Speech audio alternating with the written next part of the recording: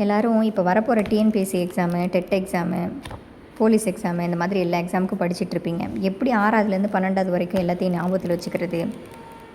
என்னடா படிக்க படிக்க மறந்து போய்கிட்டே இருக்குது அப்படின்னு சொல்லிட்டு நம்மளே வந்து ஒரு கன்ஃபியூஸ் ஆகிற நிலைமைக்கு வந்துடுவோம்.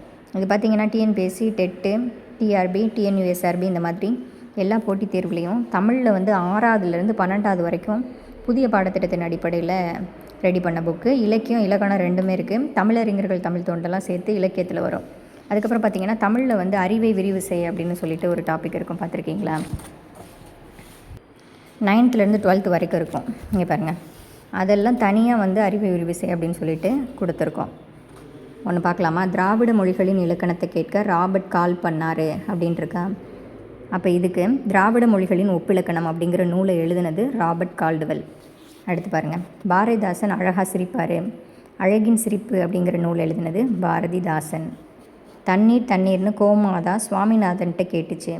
அப்போ தண்ணீர் தண்ணீர் 2 வாட்டி வருதா? தண்ணீர் தண்ணீர் அப்படிங்கிற நூல் எழுதினது கோமாதா சுவாமிநாதன்கிட்ட கேட்டுச்சா தண்ணீர் தண்ணீர்னு. அப்போ கோமல் சுவாமிநாதன். புரியுதா? இந்த மாதிரி 6th to 12th வரைக்கும் பாருங்கள். அதோட சாம்பிள் வந்து பேக் சைடில் இருக்குது. இந்த புக்கு வேணும் அப்படிங்கிறவங்க ஸ்க்ரீனில் தெரிகிற இந்த நம்பரை வந்து காண்டாக்ட் பண்ணுங்கள். ஃபஸ்ட்டு இலக்கியம் வரும், அதுக்கப்புறம் இலக்கணம் வரும். இந்தியாவின் பறவை மனிதர் சலீம் படம் பார்க்க போனார் அப்படின்ட்டுருக்கா. அப்போ இந்தியாவின் பறவை மனிதர் யாருன்னு கேட்டாங்கன்னா அவர் என்ன படம் பார்க்க போனார்? சலீம் படம். அப்போ டாக்டர் சலீம் அலி அப்படின்னு எழுதிடலாம். இதில் பார்த்தீங்கன்னா 400+ ஷார்ட்கட்ஸ் இருக்குது.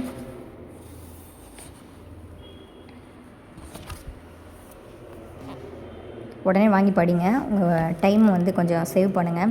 நீங்கள் ஒரு தடவை படிச்சிங்க அப்படின்னா கண்டிப்பாக அது வந்து மைண்டில் நிற்கும்.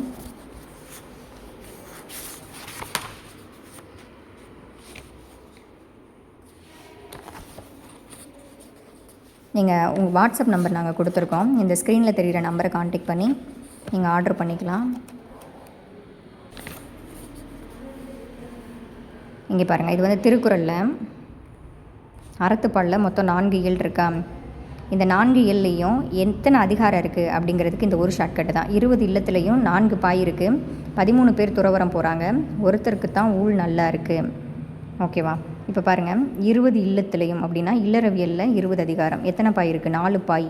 அப்போ பாயிரவியலில் 4 அதிகாரம். எத்தனை பேர் துறவரம் போகிறாங்க? 13 பேர். அப்போ துறவரவியலில் 13 அதிகாரம். ஒருத்தருக்கு தான் ஊழ் நல்லா இருக்குது. அப்போ ஊழியலில் 1 அதிகாரம். மொத்தமாக கூட்டினீங்கன்னா 38 அதிகாரம் வரும். ஸோ இந்த மாதிரி வந்து இப்போ 20 இல்லத்துலேயும் 4 பாய் இருக்குது. 13 பேர் துறவரம் போகிறாங்க. ஒருத்தருக்கு தான் ஊழ் நல்லா இருக்குது அப்படின்னு ஞாபகத்தில் வச்சுக்கிட்டு நம்ம பாட்டுக்கு ஈஸியாக எழுதிடலாம். இங்கே பாருங்கள், நாற்று நடுவார் உழவர் அப்படின்ட்டுருக்கா. நாற்று நடுவார் நற்றிணை அப்படிங்கிற நூலில் தான் வந்து உழவர் அப்படிங்கிற வார்த்தை வந்து இடம்பெற்றிருக்கு. அடுத்து பாருங்கள், உலகமே முருகரோட படை தான் இருக்குது. உலகமே, உலகம்ன்ற வார்த்தை வந்து முருகரோட படை தான் இருக்குது. அப்போ திருமுருகாற்றுப்படை. புரியுதுங்களா?